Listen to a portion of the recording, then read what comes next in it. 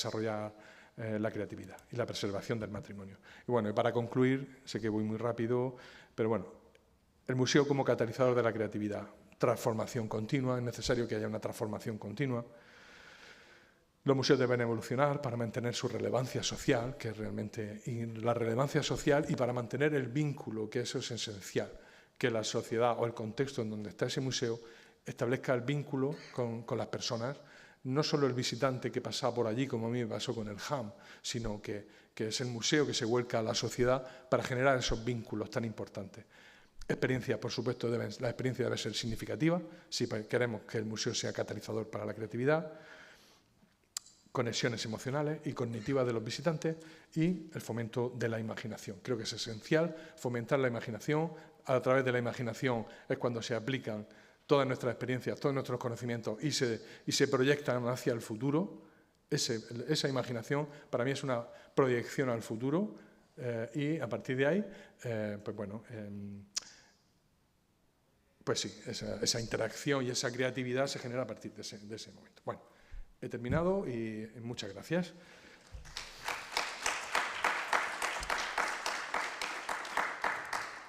Bueno, ahora Robson.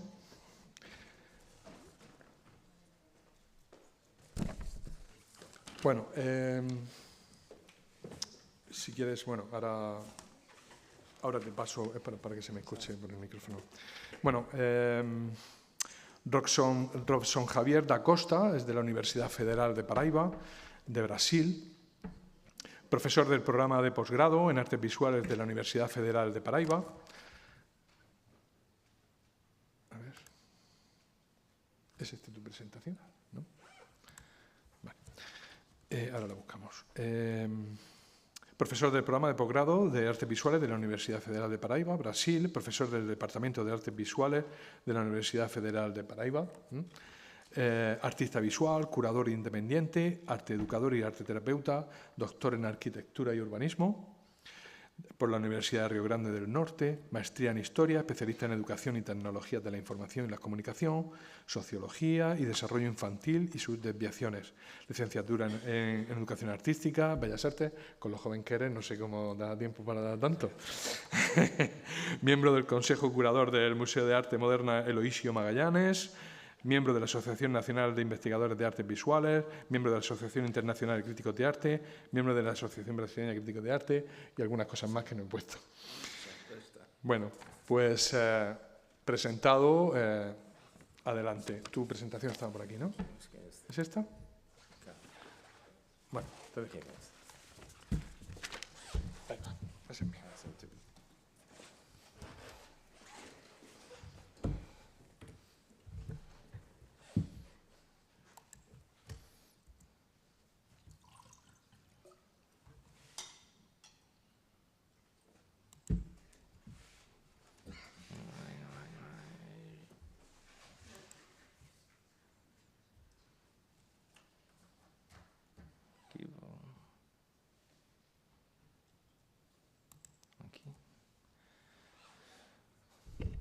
Ver como coloco aquí na modo completa. Sí, en la pantalla. Me parece que es F11. Aquí. No, F7. No. A ver. No. A ver si sé dónde es. Un momento.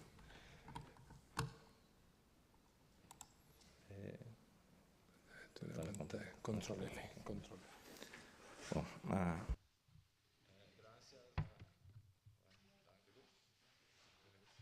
aqui. Então,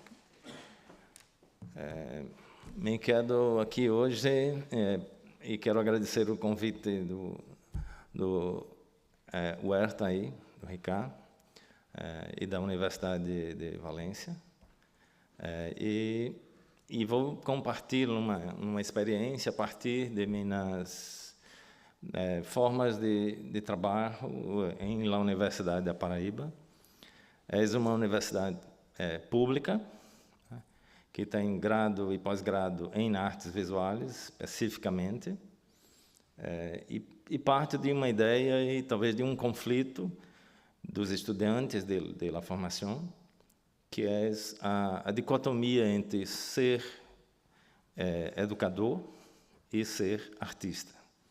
Então, esta distinção entre artista e educador é algo que perpassa os percursos de formação há muitos anos já.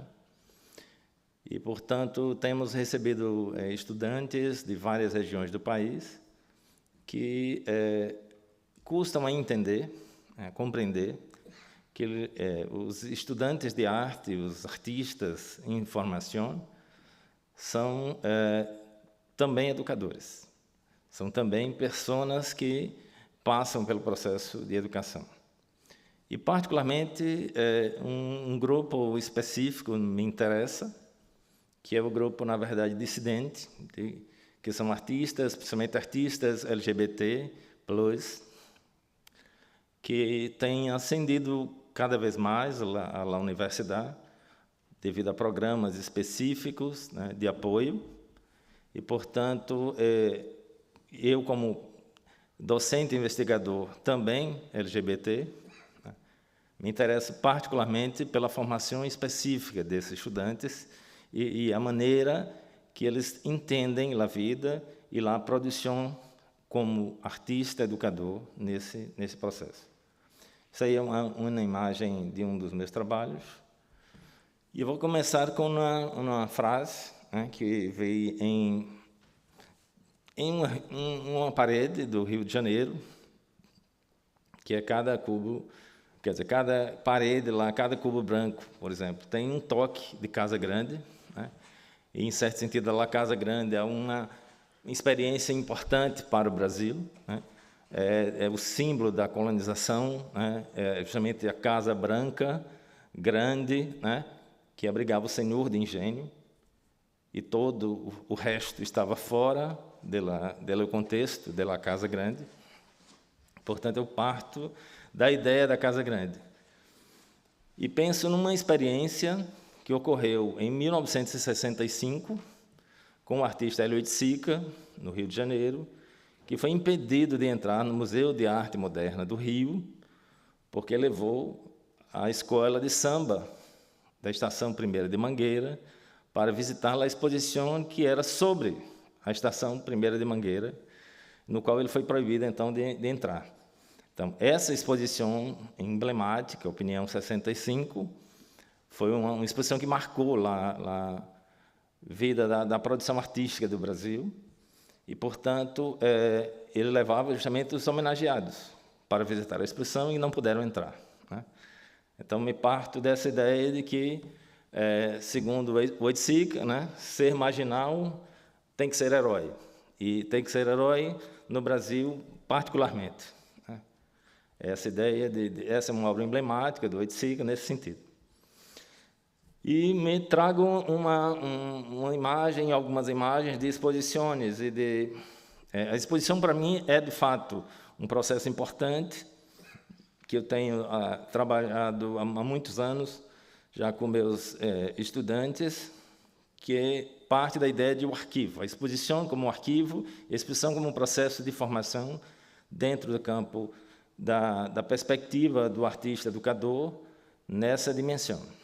E o Alair Gomes, então, foi o primeiro artista documentado brasileiro que é um artista gay, ativista, e que, portanto, era um fotógrafo, e foi curado aqui nesse espaço pela Luciana Muniz, Andréa Barbosa e a Lohane, para pensar uma exposição retrospectiva de sua obra, uma grande exposição em outubro de 2016. Então, o Alair, na verdade, nasceu em uma cidade chamada Valência, no interior do Rio de Janeiro, por acaso, é uma cidade que tem nome parecido com esta, e se graduou, no caso, em engenharia, e a engenharia o manteve fisicamente, né, manteve economicamente, mas durante os anos 50 e 60, ele vai, na verdade, produzir uma série de fotografias que depois foi doada à família do artista. A família doou essa série de fotografias à Biblioteca Nacional do Rio de Janeiro, em um grande acervo, né? E essas curadoras, então, fizeram um ajuste, uma seleção, e fizeram, então, uma mega exposição em homenagem ao Alair, né, como o primeiro artista, né, a assumir essa dimensão LGBT nesse processo. A exposição está dividida, o catálogo está disponível na rede, e aí você tem essa ideia de que há recortes desse processo. Então, é um artista que é também um voyeur do processo, que fotografava às escondidas, por conta da época e da perseguição da época, mas fotografava sempre os corpos masculinos nus ou seminus nesse contexto. Então, aqui é uma das séries, que ele chama de Filme B, onde ele clicava homens em situações do cotidiano, né, seminus. Então, essa relação está lá. Né. Uma outra série seria Intimidar, né, essa ideia de como fotografar, né, esse corpo masculino nessa perspectiva. E aí, para mim, tem uma pegada e uma relação importante, que é a ideia desse corpo dissidente como um corpo de resistência política e, portanto, uma relação ativista no processo. Né? Então, o Alaí foi um artista protagonista desse processo nesse tempo. E aí, os meninos do Rio, né, os Chicos de la Rio, o Desportos, o Dark Room era um recorte que foi feito, então, de forma mais intimista nesse processo, para chegar numa dimensão da coleção, que está lá na Biblioteca Nacional, com 16.000 fotografias desse artista, com 170 negativos, e dentro dessas fotografias foram tomadas durante o processo da ditadura militar brasileira, entre 64 e 85. Esse período da ditadura militar, né, foi o período justamente que ele trabalhou mais intensamente nesse processo. Então, você tem uma série de trabalhos ali do Alaí que nos interessa. E há uma frase dele, né, que fala da questão do erótico como uma espécie de afirmação suprema da existência. Então, essa ideia me interessa particularmente como investigador para pensar esse processo do campo, dessa dimensão da produção LGBTQI+. E aí você tem essa ideia do Alaí, então, sendo representado depois na 30ª Bienal de São Paulo, né? Em 2001, numa expo específica na Fundação Cartier, e em 84, então, uma fotografia sequencial na Galeria Cândido Mendes, no Rio de Janeiro.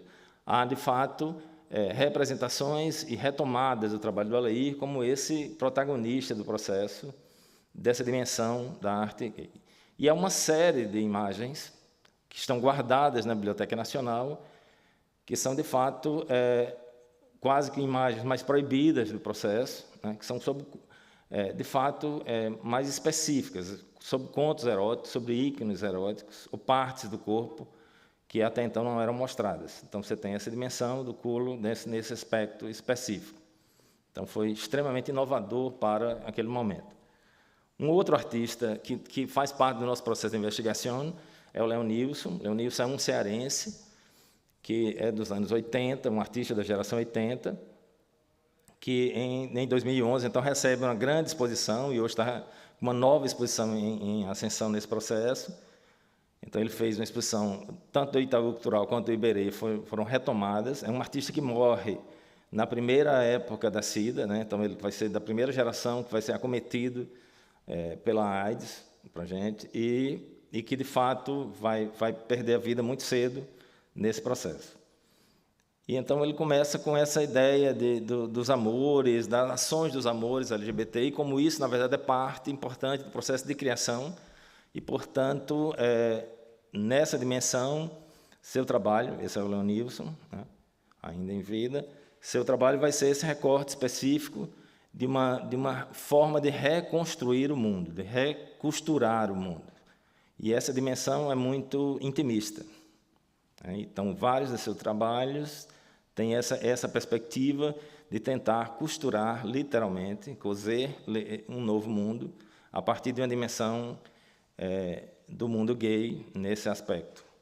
Então, levar o mundo sobre os ombros para ele, o ouro de artista, né? Essa dimensão de que o artista LGBT, ele, de fato, carrega uma dimensão pesada nesse aspecto, embora sua produção seja uma produção muito suave e muito intensa.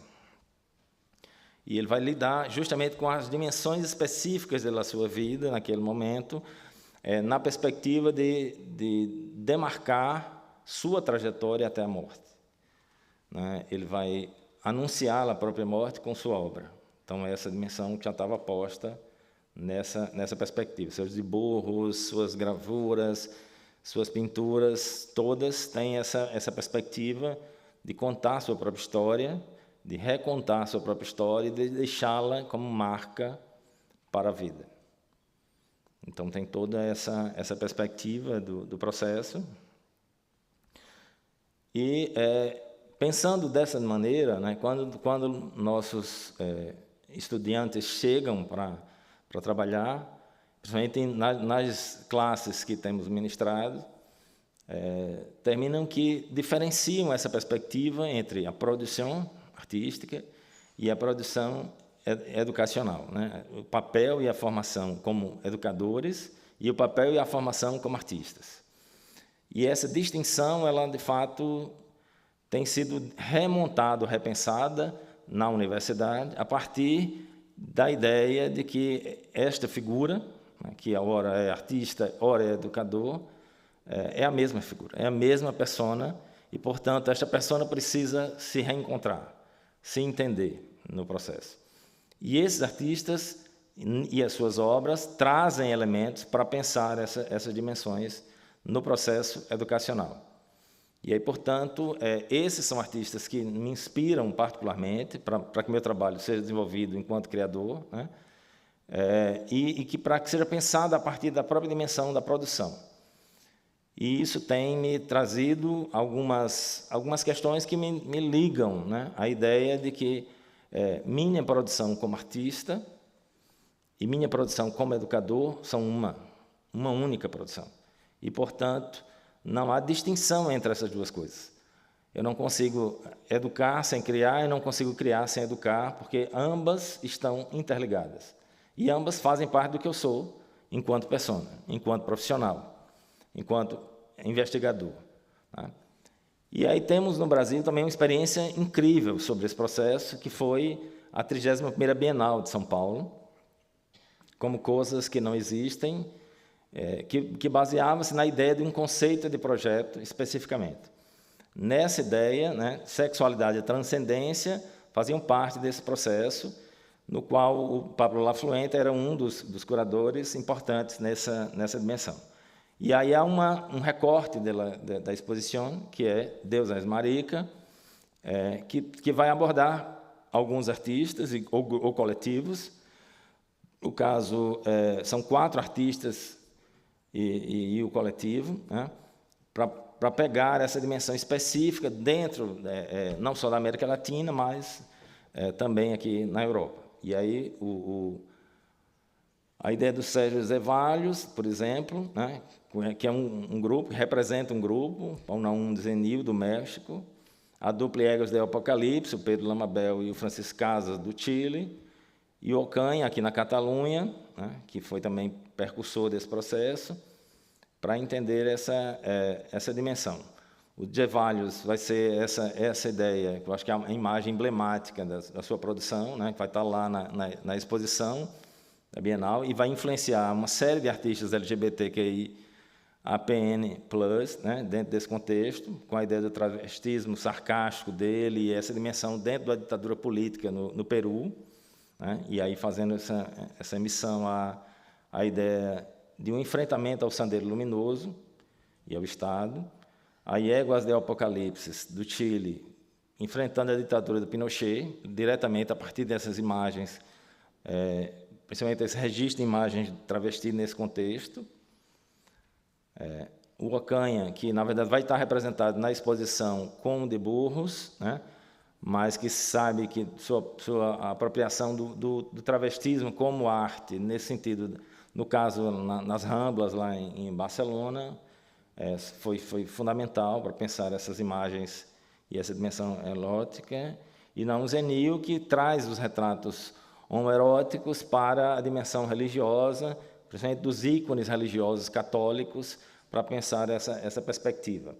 E aí você tem, então, esse diálogo entre Latinoamérica e Europa, para pensar essa dimensão de construir uma relação dessa ideia de um Deus, mas de um Deus para além da perspectiva específica. E a ideia da linha da vida do Museu Travesti do Peru, do Jeppe Campuzano, que, na verdade, vai trabalhar com a perspectiva do drag queen, né? O drag queen, de fato, é uma relação muito forte dentro desse contexto, e o travesti, né, é também uma figura muito ligada à Latinoamérica, né, enquanto representação, para pensar essa contranarrativa gay nesse contexto. Então, dentro da sua investigação, temos essa ideia de uma reconstrução da própria identidade naquele momento, né, entre 2009 e 2013. Hoje isso é algo mais comum, mas você tem uma relação mais forte nesse sentido, de suas representações, por exemplo, como essa figura travesti do próprio Peru, e aí trazer essa marca da religiosidade peruana, mas também de uma dimensão mais espectral desse processo imaginário. Essa é a montagem na Bienal de São Paulo, né, no pavilhão da Bienal de São Paulo. E você tem, então, uma linha do tempo dessa ideia do travestismo dentro do processo da construção de uma imagem travesti nesse sentido. E esse é o próprio Campuzano pensando vestido, né, dessa figura emblemática da Virgem, né, e aí pensando essa Virgem, que é uma Virgem, de fato, peruana, latino-americana, né, nesse contexto de toda a ornamentação possível nesse sentido, e a sua incorporação mais intensa nessa ideia da própria imagem, do ícone, né, como uma representação de um ícone contemporâneo. Então, uma relação do coração contemporâneo, o coração da Virgem travesti. E um artista brasileiro que é importantíssimo nesse sentido também, que é o Denilson Júnior, que foi, na verdade, também um percursor dessa dimensão para o Brasil. Nos anos 70, ele, na verdade, vai fazer formação em São Paulo, e aí você tem, em 79, ele funda um grupo, um coletivo chamado 3 Nós 3, que vai fazer arte urbana na cidade, interferindo diretamente sobre as obras públicas, sobre construções públicas ou sobre monumentos públicos. E aí ele participa de várias bienais e tal, você tem essa dimensão. O Denilson, então, faz uma série de cadernos de artista, que são colagens, onde ele recorta imagens eróticas de corpos nus masculinos e cola incessantemente esse material. São milhares de cadernos nesse contexto, para expor o que ele chama de expor o explícito. Então, essa é uma exposição sobre a obra específica do Denilson, que foi feita na Galeria Jacqueline Martins. Ele foi doado, né, nesse sentido, e aí ela vai para a Pinacoteca de São Paulo em março de 2020, em plena pandemia. Quer dizer, em março foi o início da pandemia, né? E começa no dia 18 de março, por aí, 20 de março, e ele faz a exposição logo um pouco antes da pandemia. Então, essa relação está lá. Bom, então esses são os cadernos do Denilson, pensando nessa figura do corpo masculino, desse corpo político gay masculino, nesse sentido, né? Aqui, na verdade, sua interação também com as próprias máquinas, a ideia da arte Xerox, né, do múltiplo, feito a partir dessa dimensão da interação do corpo do artista com a máquina, né, literalmente aqui, né? E essa estrutura dos cadernos que me interessa particularmente enquanto imagem, né? E aqui seu próprio corpo, o corpo é a obra, né? O corpo de fato representa a dimensão da obra, porque ele tem um papel político importante para entender o lugar desse artista LGBTQI, né? APN+, ou plus, né? Dentro desse contexto. Você tem essa ideia desse corpo representado, um corpo erotizado, e um corpo, na verdade, que marca uma dimensão de trajetória. Há uma outra exposição importante nesse contexto, que é o Queer Museum, que é Cartografias da Diferença na Arte Brasileira, né, que vai ser uma exposição polêmica, né, porque ela acontece em 2017, um pouco antes da pandemia, mas no Santander Cultural em Porto Alegre, e ela vai ter uma repercussão imensa no Brasil, em função do momento político. Era um momento político frágil, no qual os grupos mais tradicionais começam a ganhar espaço no Brasil, e você tem, então, uma exposição que vai ser rechaçada pelo público nas redes sociais. E aí, alguns dos motivos, nessa dimensão, você tem a ideia de... Pronto, o Flávio Cerqueira é um dos artistas dentro desse conjunto, que faz essa escultura negra, mas a Adriana Varejão, por exemplo, é uma artista já de renome, né, naquela época, e hoje uma artista extremamente conceituada, mas que vai ser uma das obras, por exemplo, que vai polemizar mais na exposição em si, por conta da dimensão da imagem que ela apresenta, que é essa dimensão do sexo animal, né, humano-animal, nesse sentido. Então, essa perspectiva que ela vai colocar em exposição, ou, no caso da Bia Leite, com a ideia desse ninho maricon, esse ninho travesti, né, que vai ser o que a gente chama no Brasil de criança viada, né? Essa dimensão está lá colocada. Isso vai ganhar uma repercussão nacional em todas as páginas dos periódicos nacionais, em todas as redes, ao ponto da exposição ser fechada, impedida, né? O Fernando Baril, então, traz também essa ideia. Essas foram as obras mais contestadas desse conjunto, essa deusa Shiva com Jesus Cristo, esse cruze das duas figuras, né?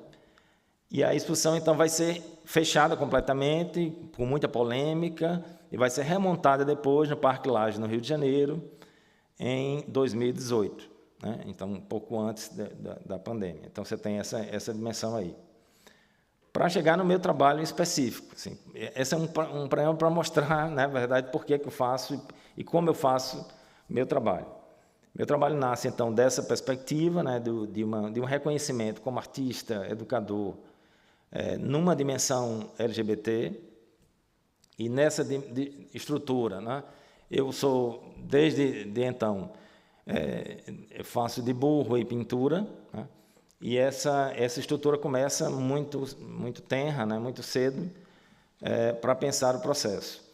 O autorretrato aqui, né, é um autorretrato dos anos 90, que nasce, na verdade, de uma dimensão de um presente, de um regalo que eu recebo, que era uma imagem industrial, produzida da cidade de Nova York, ao fundo, não sei se vocês conseguem ver, mas ao fundo, né, tem a imagem da Estátua da Liberdade, e eu não podia me desfazer do presente, do regalo, né?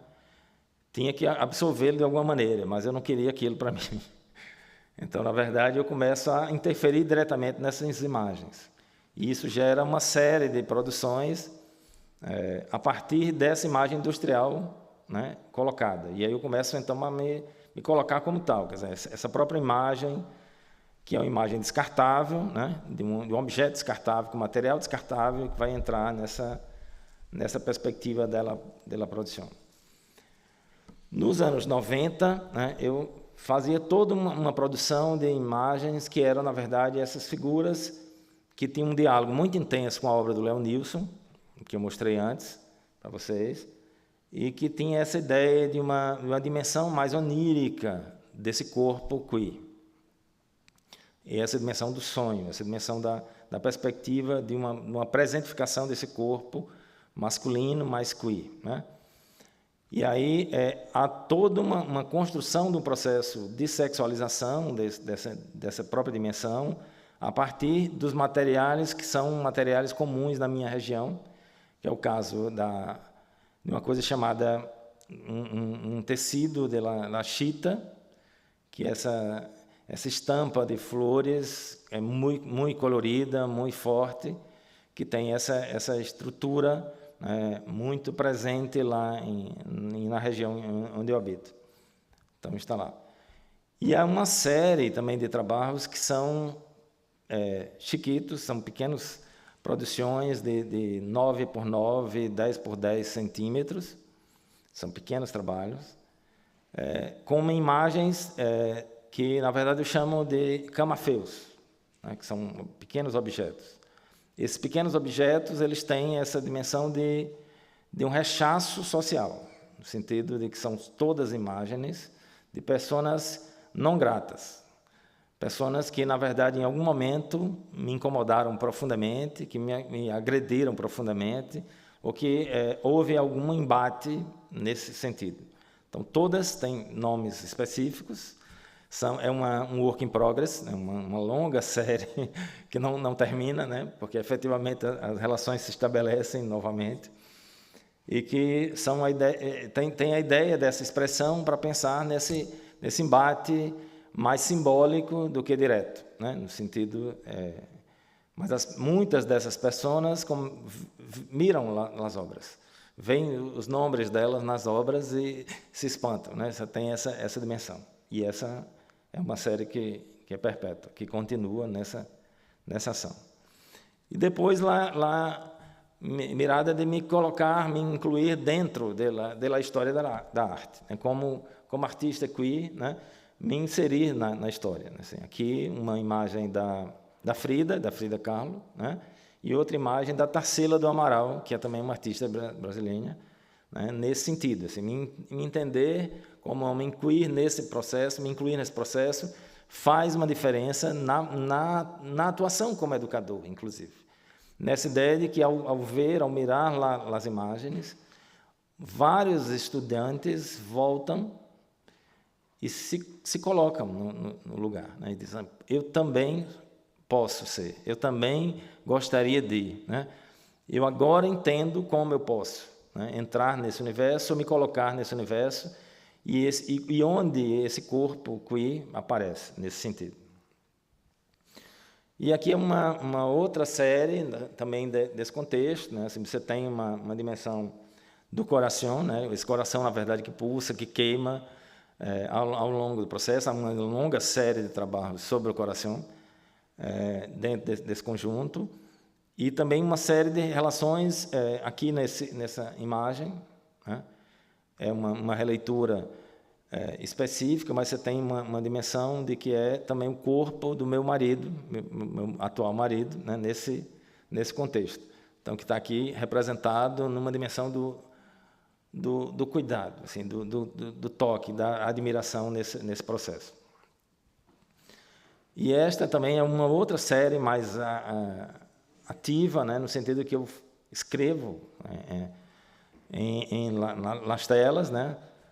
Palavras, palavrões que falam no Brasil sobre a dimensão e o lugar do homem gay, né? Essa ideia da bicha, do viado, da mulherzinha, da boiola, são termos no Brasil que denigram a imagem do homem gay, literal e absolutamente. Então, de fato, eu assimilo esses termos na pintura e na produção e me coloco como tal nesse contexto, né, dentro desse universo, para pensar o processo. E aí são obras, boa parte dessas obras estão em acervos no Brasil, em vários acervos diferentes do Brasil. E essa é uma produção que nasceu na pandemia, que foi uma série chamada Derivas, no qual as sensações da pandemia me assolaram, né, assim, com muita força.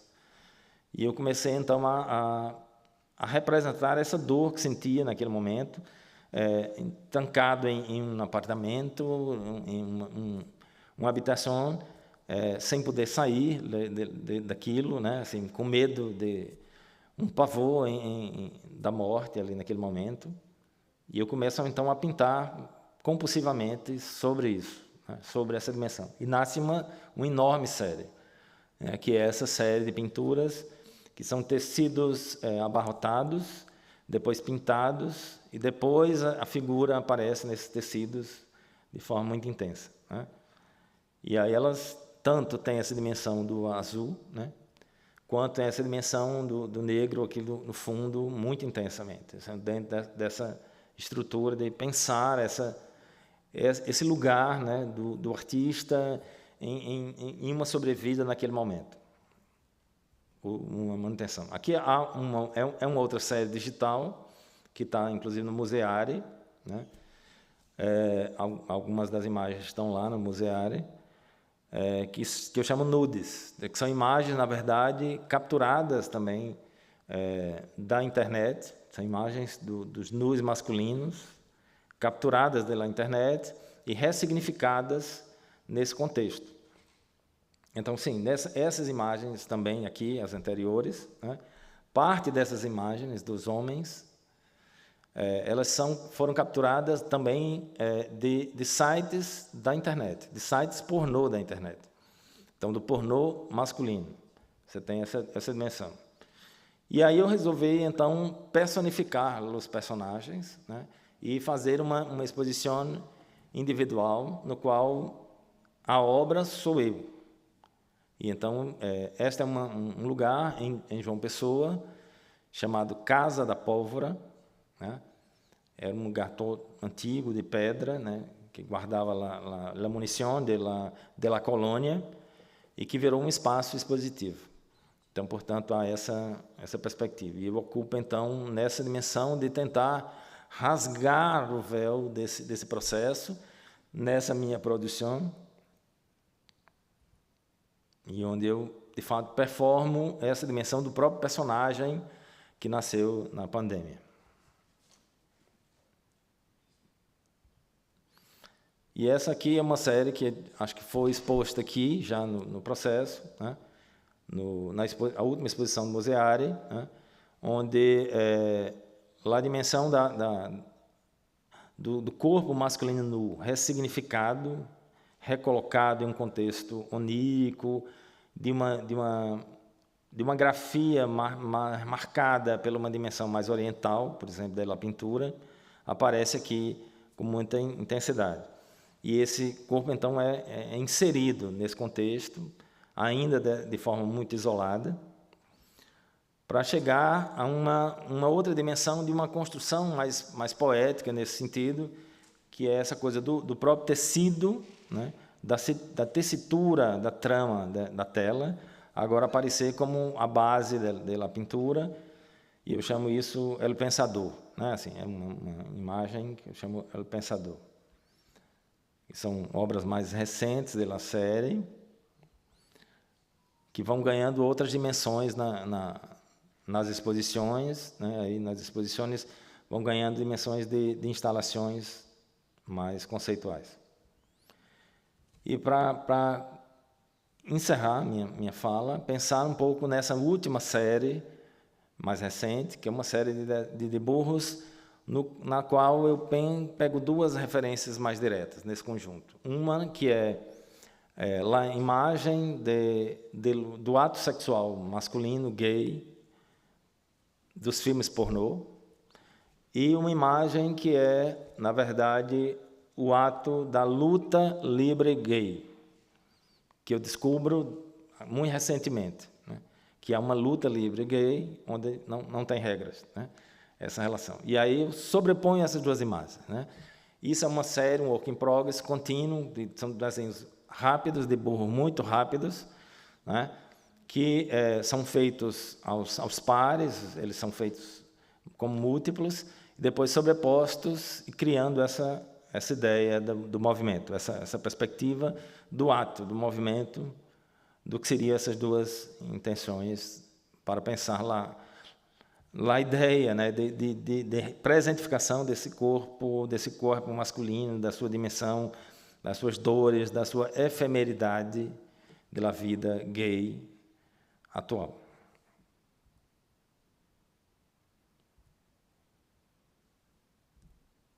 Muitas graças.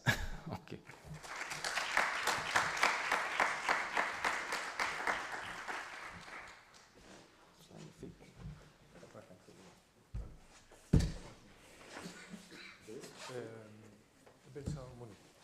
La ronda de preguntas las hacemos después todas juntas, ¿no? Cuando exponga Chele también, y así vamos un poco más rápido, ¿de acuerdo? Gracias.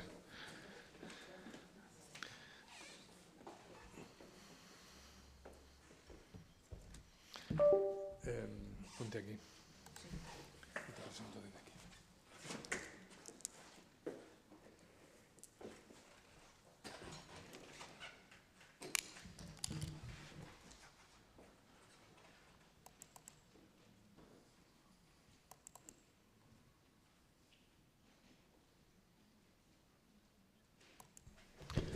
Bueno, vamos a continuar con la última ponente, que es